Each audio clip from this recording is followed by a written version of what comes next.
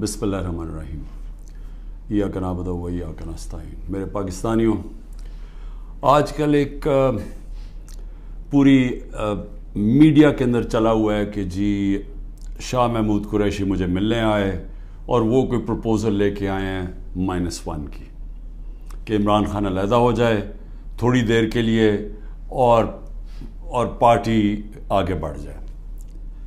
تو میں آپ سب کے لیے پہلے تو شاہ محمود کوئی اس طرح کی پروپوزل نہیں لے کے آئے، اور بات چیت ہوئی کہ ان کا جیل میں ٹائم گزرا، کس سے ملے، ہمارے کئی لوگ تھے جو ان سے ملنے آئے، تو وہ سب کی بات چیت ہوئی اور پھر آگے ہم نے کرنا کیا۔ لیکن میں آپ سب کو ذرا سمجھانا چاہتا ہوں کہ 2 طرح کی پالیٹکس ہیں، یہ آپ نے بڑا ضروری سمجھنا ہے، کیونکہ ایک پالیٹکس میں یہ -1 چلتا ہے۔ وہ کون سی پالیٹکس ہے؟ اس کو پاور پالیٹکس کہتے ہیں۔ وہ پالیٹکس ہوتی ہے اقتدار کی پالیٹکس۔ وہ پالیٹکس ہے کہ اگر عمران خان پرائم منسٹر بننا چاہے، اچھا جی ابھی اسٹیبلشمنٹ میرے سے ناراض ہے، چلو میں تھوڑا پیچھے ہو جاتا ہوں، پارٹی کو آگے کر دیتا ہوں، کوئی ڈیل کر لیتا ہوں، کوئی سمجھوتا کر لیتا ہوں، اور اس کے بعد پھر آگے جا کے دیکھیں گے کہ ابھی کسی اور کے حوالے کر دوں تو وہ اس کے بعد پھر میری باری آ جائے گی۔ اس کو پاور پالیٹکس کہتے ہیں۔ دوسری پالیٹکس ہے جو میں پالیٹکس کر رہا ہوں 27 سال سے، وہ پالیٹکس ہے جو قائد اعظم کی پالیٹکس تھی۔ وہ پالیٹکس وہ ہے جو کہ مشن کی پالیٹکس ہے، کوئی وہ ذات کی پالیٹکس نہیں ہے۔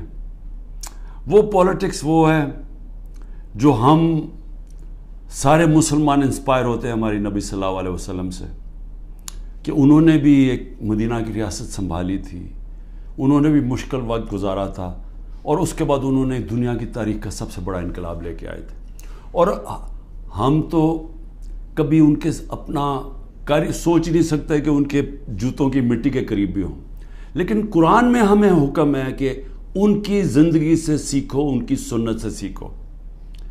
وہ پالیٹکس بڑے مقصد کی ہے، وہ اپنی ذات سے ہٹ کے ہے کہ میرے نبی صلی اللہ علیہ وسلم جب سارا عرب ان کے نیچے آ گیا تھا تو انہوں نے اپنا رہن سہن نہیں بدلا، وہ جدھر تھے ادھر ہی رہے، مقصد بڑا تھا۔ تو ہم تو ان سے انسپائر ہوئے ہیں۔ میں تو نہ پالیٹکس میں آتا ہی نہ کبھی۔ تو میں نے جو انصاف کی تحریک شروع کی تھی، یہ مدینہ، اور کہا تھا کہ اسلامی فلاحی ریاست ہمارا مقصد ہے، ہم مدینہ کی ریاست سے انسپائر ہوئے تھے، ہم ان کی سنت سے انسپائر ہوئے تھے کہ جو وہ انقلاب لے کے آئے تھے۔ اور وہ جو انصاف ہے، یہ بار بار پلیز میری بات سن لیں، انصاف، سارے اللہ کے پیغمبر اس دنیا میں انصاف کی بات کرنے آئے تھے۔ انصاف کیوں اتنی اہمیت رکھتا ہے؟ کیونکہ انسانوں کو انصاف آزاد کرتا ہے۔ فرعون کیوں قرآن میں برا سمجھا جاتا ہے؟ انسانوں کو غلام بنایا تھا اس نے ظلم کر کے۔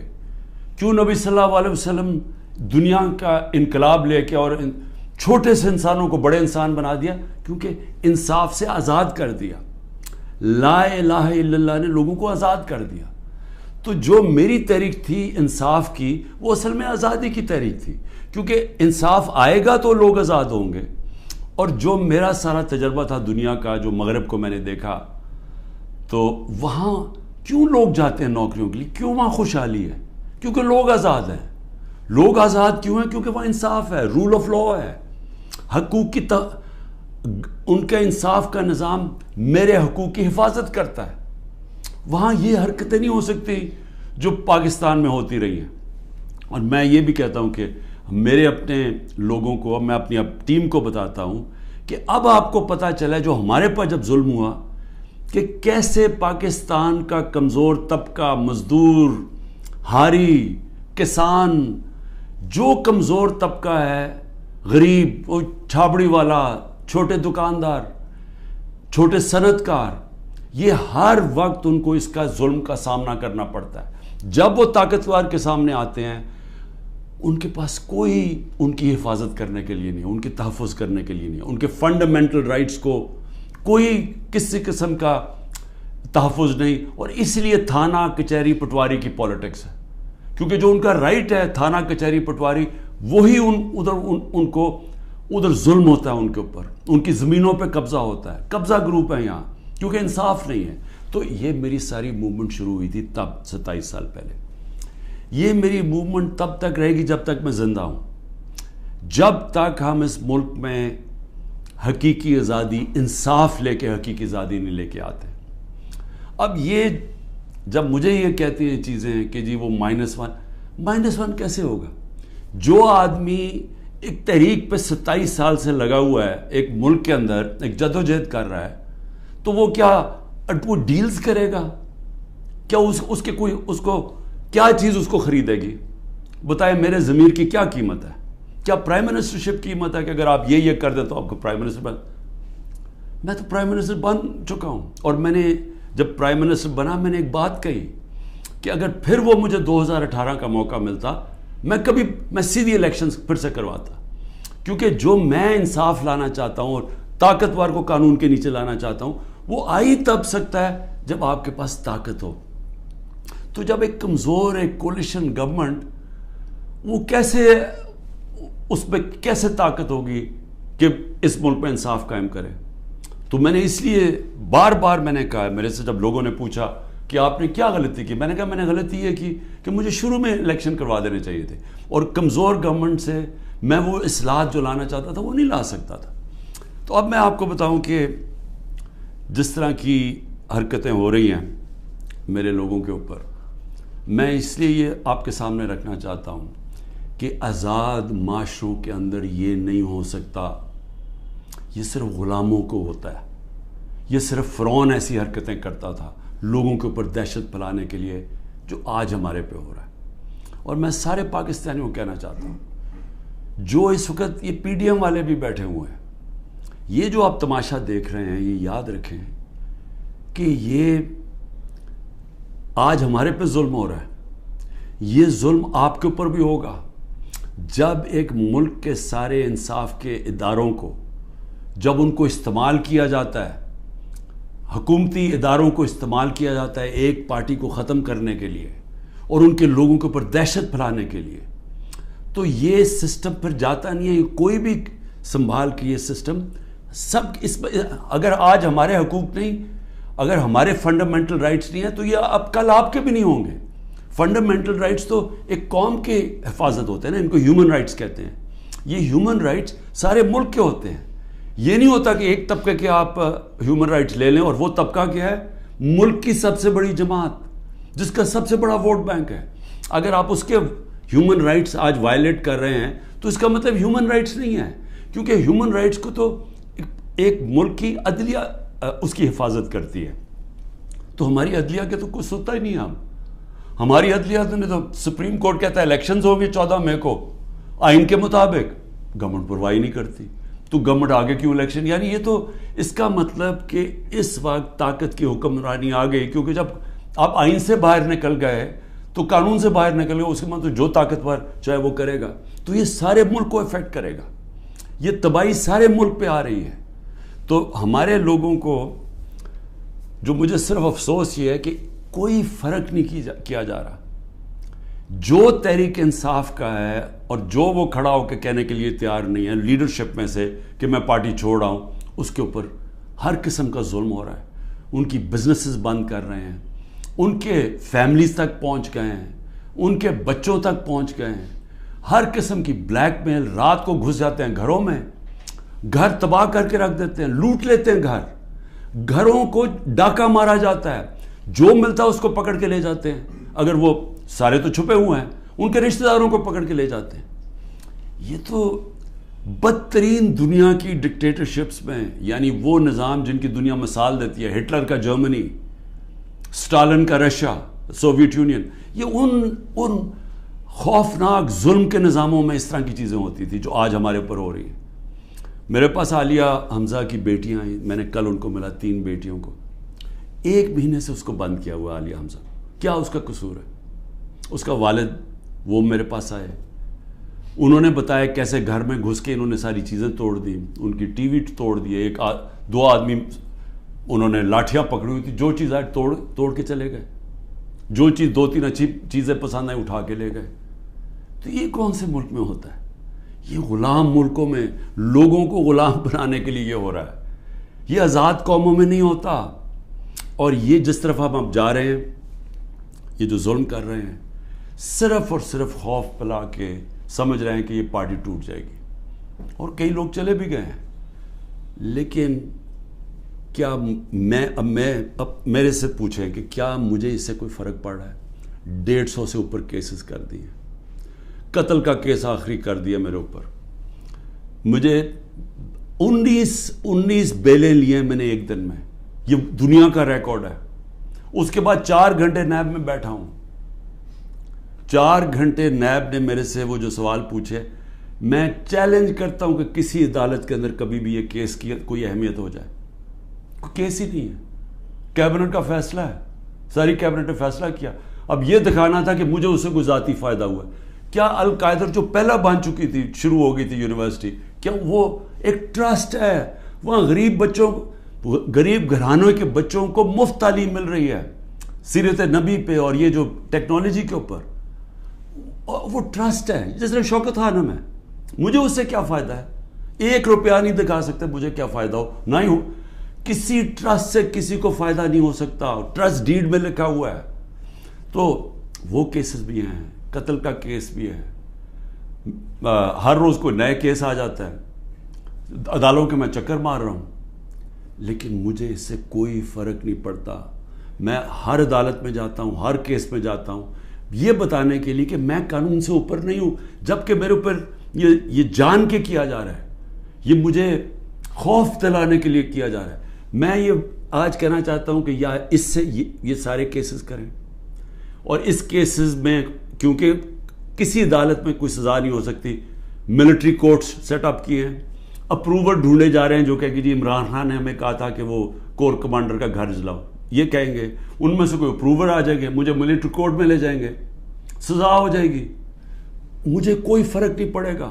جو آدمی ایک مشن, جو 22 سال سٹرگل کر کے, جو اگر جس کے پاس سب کچھ تھا, کوئی ضرورت نہیں تھی 22 سال سٹرگل کرنے کی, اگر وہ آج 27 سال کے بعد اگر کسی کا خیال ہے کہ میں جیل سے ڈر جاؤں گا, یا جو بھی یہ جو 2.5 قاتلانے ہم دو میرے اوپر حملے ہو چکے ہیں قتل کرنے کے لیے, ایک مجھے وقت پہ پتہ چل گیا تو میں نے ٹی وی پہ بتا دیا کہ کیا کرنے جا رہے تھے, تو اس سے کیا فرق پڑے گا؟ جو قاتلانہ حملے سے نہیں ڈرتا تو وہ کس سے اور ڈرے گا؟ لیکن اس سے بھی زیادہ گھٹیا پان میری بہنوں تک پہنچ گئے ہیں.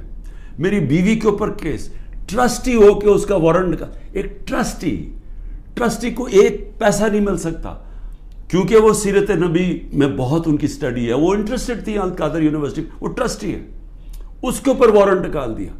میری بہنوں کے اوپر میں صرف یہ بتا رہا ہوں کہ کس لیول پہ پہنچ گئے ہیں. ایک بہن کا بیٹے کے اوپر وارنٹ نکالا ہے, اس کا خنسامہ اٹھا کے لے گئے, وہ بیٹا نہیں تھا.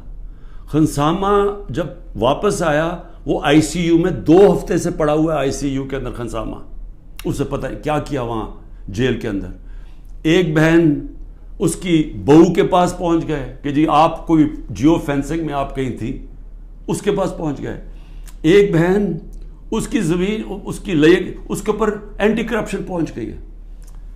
میں نے اپنی بہنوں کو ویسے کہا, میں نے کہا دیکھو ملک سے باہر چلے جاؤ. وہ تینوں کھڑی ہیں, نہیں ہم فیس کریں گے, ہم نہیں جاتے. مجھے کئی دفعہ جی عمران خان آپ ملک سے باہر, میں کیوں ملک سے باہر جاؤں گا؟ یعنی میں نے اگر کوئی کرپشن کی ہوتی تو میں بھی شاید جس طرح یہ بھاگ جاتے ہیں, جب ان کے اوپر اقتدار سے نکلتے ہیں سب باہر بھاگ جاتے ہیں, کیونکہ ان کے کیسز ہوتے ہیں, باہر بھاگتے ہیں, کیسز رک جاتے ہیں. میں سارے کیسز فیس کروں گا کیونکہ میں نے کوئی غلط کام نہیں کیا.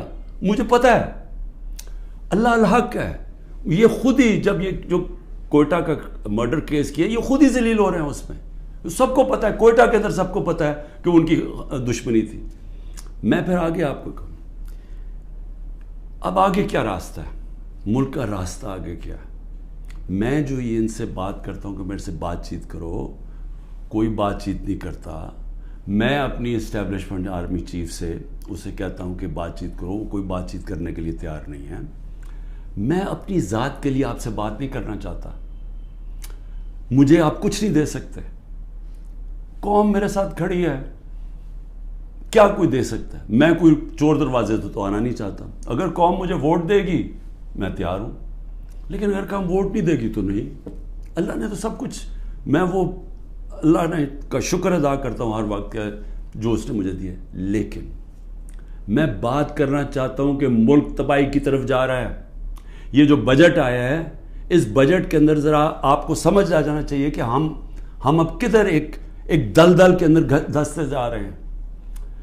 آپ یہ سوچیں کہ فیڈرل گورنمنٹ جو سارا جب وہ پیسے دے دے گی صوبوں کو, جو 5,000 ارب روپیہ صوبوں کو جب جائے گا, تو فیڈرل گورنمنٹ کے پاس جو پیسہ بچے گا اس سے زیادہ جو ہمارا سود دینا ہے, ہم نے قرضوں کے اوپر سود دینا ہے, وہ سود اس سے زیادہ ہے.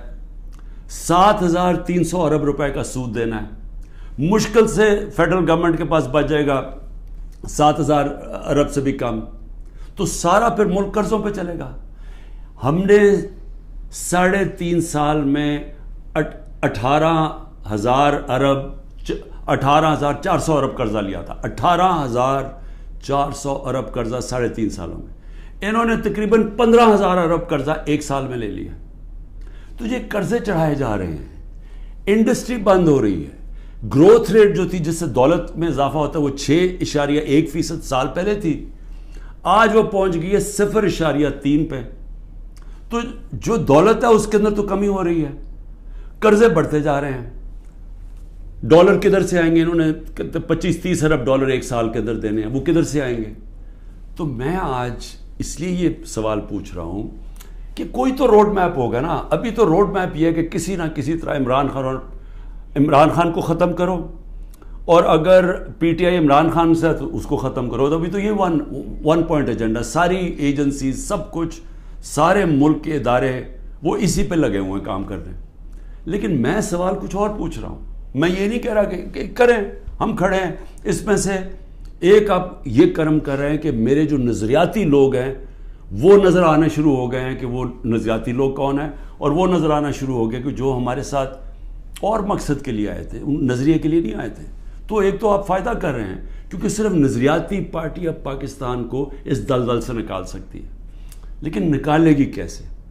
میری آخر میں بات سن لیں, ایک ہی طرح ہم نکلیں گے. ہمیں کوئی اب باہر سے پیسے دینے کے لیے تیار نہیں ہے. ہمارے جو دوست ملک ہیں وہ بھی پیسے دینے کے لیے نہیں تیار. میرے لیے جو سب سے زیادہ شرمندگی ہوتی تھی کہ جب میں اپنے دوست ملکوں سے پیسے مانگنے گیا ملک کے لیے, کیونکہ دیوالیہ نکلا ہوا تھا ہمارا, تو اس وقت ملک ہمارے پاس تو سب سے بڑا بیرونی خسارہ چھوڑ کے گئے تھے یہ نون لیگ والے, یہ اسحاق ڈار. تو ان سے پیسہ مانگنا سب سے شرمندگی تھی. اب کیسے نکلنا ہے میں آپ کو بتاتا ہوں کیسے نکلنا ہے. اس میں ایک سورس ہے اوورسیز پاکستانی, یہ یاد رکھ لیں. بیرون ملک پاکستانی آپ کو نکالیں گے ادھر سے, اور بیرون ملک پاکستانی کیسے نکالیں گے؟ میں نے پھر سے آپ کو کہتا ہوں کہ 16,000 پاکستانی امریکن ڈاکٹرز, ان کی نیٹ ورتھ 200 ارب ڈالر ہے. ہم آئی ایم ایف سے 6 ارب ڈالر کی پیچھے ان کے منتیں کر رہے ہیں کہ کسی طرح دے دیں ہمیں. 200 ارب ڈالر ان کی ہے, یہ صرف 16,000 ہے. 1 کروڑ باہر پاکستانی بیٹھا ہوا ہے.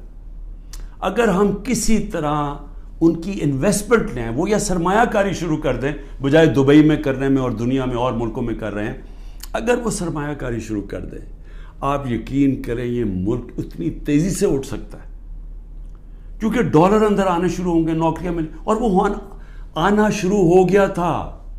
ہمارے آخری دنوں میں پیسہ اوورسیز, روشن ڈیجیٹل اکاؤنٹ کیا تھا اوورسیز پاکستان, 1.5 سال کے اندر 5.5 ارب ڈالر پہنچ گیا تھا.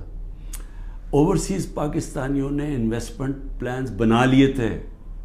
ہماری یہ جو راوی پروجیکٹ اور یہ جو بنڈل آئلینڈ کا پروجیکٹ تھا, وہاں باہر کی کمپنیز, بڑی بڑی کمپنیز آ رہی تھیں ڈالر انویسٹ کرنے کے لیے, جب انہوں نے این او سی واپس لے لیا سندھ گورنمنٹ میں.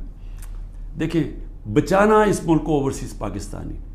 جب چائنا نے اور ہندوستان نے اپنی اکانومی کھولی تو اوورسیز چائنیز اور اوورسیز ہندوستانیوں نے پہلے انویسٹ کیا تھا. ہمارا بھی وہ انویسٹ کریں گے, لیکن اس کے لیے جب تک انصاف کا نظام ہم ٹھیک نہیں کریں گے, قانون کی بالادستی, رول آف لا, جب تک ہم یہ نہیں قائم کریں گے ان کا پیسہ نہیں آنے لگا. تو چیلنج اب کیا ہے؟ رول آف لا ہم نے ختم کر کے رکھ دیا. پہلے 140 ملکوں میں سے پاکستان 129 تھا رول آف لا میں. اب جو یہ انہوں نے کریک ڈاؤن کیا اب تو یہ بالکل ہی نیچے گر گیا ہے, اب تو وہ بنانا ریپبلک بن گیا ہے. تو جب رول آف لا ہی نہیں ہے, انویسٹمنٹ کیسے آئے گی؟ انویسٹمنٹ نہیں آئے گی, دولت میں اضافہ کیسے ہوگا؟ یہاں تو اس وقت پاکستانی پیسہ باہر بھیج رہے ہیں, پاکستانی ڈالر لے کے بیٹھے ہوئے ہیں کیونکہ وہ کسی کو اعتماد ہی نہیں ہے. تو جب تک ہم اس ملک کا نظام ٹھیک نہیں کرتے, جو میں 27 سال پہلے انصاف کی تحریک لے کے نکلا تھا, رول آف لا کی تحریک, وہ جب تک اب ہم قائم نہیں کریں گے, پاکستان کے نظام کو ٹھیک نہیں کریں گے, گورننس سسٹم تب ٹھیک ہوگا, ادارے مضبوط ہوں گے. اور جب لوگوں کو اعتماد ہو جائے گا کہ ہمارے اب جب میں اپنی سرمایہ کاری کروں تو یہاں کا جو قانون ہے, جو ان کی لا انفورسمنٹ ہے, جو ان کی عدلیہ ہے, وہ میری سرمایہ کاری کی حفاظت کرے گی, میرے سے فراڈ نہیں ہونے دے گی. یہ جب تک اعتماد نہیں ہوتا پیسہ نہیں آنے لگا. اور اس کے لیے جب تک کہ حکومت نہیں آتی جو پبلک مینڈیٹ سے آئے, جس کو پبلک سپورٹ کرے, جس کو بڑا ووٹ ملے اور پبلک کی سپورٹ سے آئے, صرف وہی بڑے بڑے فیصلے کر سکتی ہے.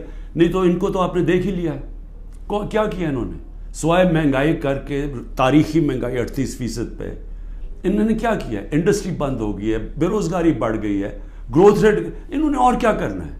تو یہ جو ابھی تک تو گیم پلان میں یہی کھچڑی پکنے لگی ہے نا, آگے نئی آ گئی ہے, نئی جماعت ایک کریٹ کر دی ہے. ہم نے بھی اپنے بڑے بڑے اچھے 27 سال پرانے ہم نے لوگ وہاں بھی بھیج دیا ہیں ان کے پاس, اور ضرورت ہے تو حکم کریں ہم اور بھی بھیج دیتے ہیں. لیکن اس سے ملک ٹھیک نہیں ہونے لگا.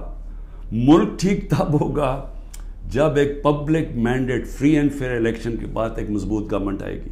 اور میں اپنی اسٹیبلشمنٹ کو آج پھر سے کہتا ہوں, نظر ثانی کرے, ملک تباہی کی طرف جا رہا ہے. اور جب یہ تباہی جس طرف جا رہا ہے اور IMF کی اگلی کنڈیشنز آئیں گی, جس طرح انہوں نے مصر اور سری لنکا میں انہوں نے کنڈیشن لگائی, وہ کیا ہے کہ فوج کا بجٹ کام کرو, دونوں جگہ انہوں نے کہا. تو یہ تو ہم ادھر جا رہے ہیں کہ ہم اپنی سیکیورٹی اینڈ میں کمپرومائز کریں گے, اور ایک دفعہ سیکیورٹی کمپرومائز ہوگی اس ملک کی تو ہمارے جو دشمن بیٹھے ہیں وہ ملک توڑنے کے لیے تیار ہیں.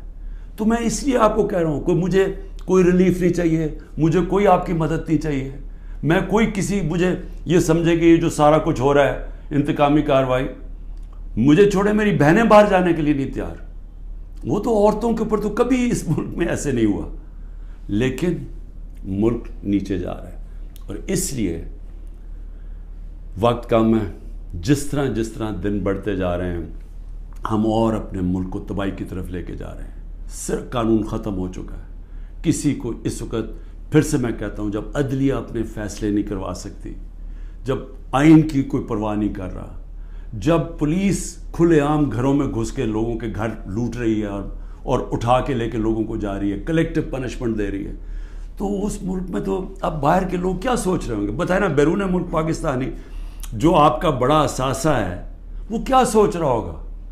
وہ کوئی سوچے گا کہ پاکستان میں پیسہ لگانا ہے؟ تو اگر انہوں نے نہیں لگانا تو اور تو اس وقت کوئی ہے نہیں.